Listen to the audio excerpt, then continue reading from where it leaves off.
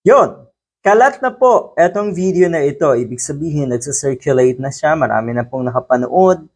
At una kong napansin sa comment section ay yung isang komento na ang sabi sana daw, huwag niyo nang lokohin ang mga kababayan natin. At marami pa pong komento na halos pareho ang dating na hindi naniniwala na yung nasa video, etong nasa video na ito ay si Marcos Jr.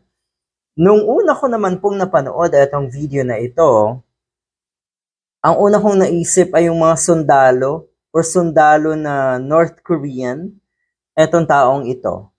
At tignan nyo naman yung klase ng gupit. Tignan nyo rin naman, siguro talagang may hawig kay Marcos Jr. pero hindi po talaga siya yan. Hindi po natin ipinagtatanggol ang nasa Malacanang pero dapat nating labanan yung mga ganitong kasinungalingan, yung mga ganitong panloloko sa mga kababayan natin. Ito may kahawig na komento doon sa una kong naisip. Kasi ang sabi ng isa, ito daw ay confirmed na etong picture na ito, etong clip na ito ay galing daw sa isang Chinese movie. Yan. Ito daw ay, ewan ko kung meron silang ilalabas na pruweba na ito nga ay galing sa isang old Chinese movie. Yan po ang pinapakalat ngayon. Sabi dito, mautog sa ilong ginamit. Anyway, kung ano man yan. Pero yun nga, totoo na mas maraming hindi naniniwala at ang iba ay dismayado dahil ito po ay malaking panloloko sa mga kababayan natin.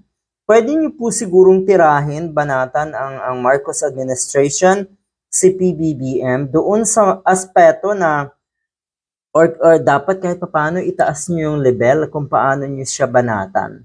Kasi itong mga ganitong klase, napakalumang tugtugin. Ito po ay totoong gawain ng mga diehard, mga DDS. Yung pag-edit ng mga videos, yung paninirang ganito na hindi talaga oobra na ngayon sa publiko. Mapanuri at sigurado naman tayo na kahit papano ay umaangat ang kalidad ng pagiging discerning ng ating mga kababayan.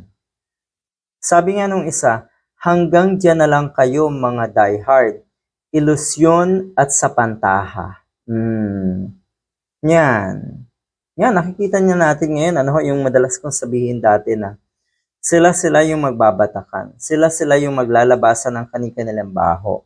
Ang laro lang kasi netong mga diehard ay talagang pamimeke.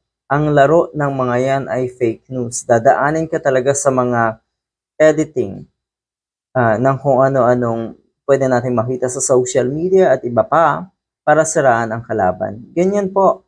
Kung totoo na meron kayong mga mapanira or mga negatibo na or sabihin na natin baho ni Marcos Jr., ilabas nyo. Pero yung mamimeke pa kayo ay talagang talo kayo dyan.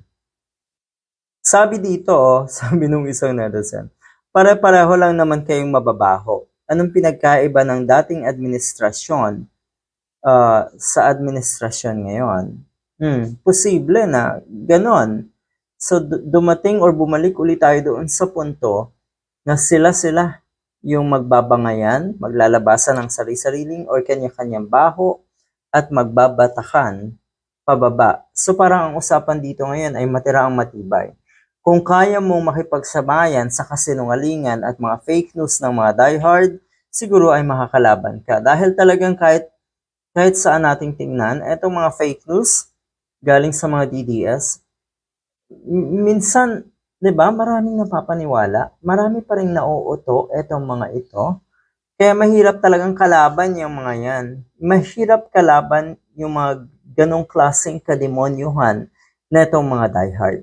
Pero may katapusan ang lahat ng yan dahil sasampalin kayong mga diehard ng buong katotohanan. At sigurado tayo, yung mga pinaggagawa nyong ganito sa kapwa nyo, paninira, gagamitan ng kung ano-anong fake news, yan po ay siguradong babalik sa inyo. Good luck!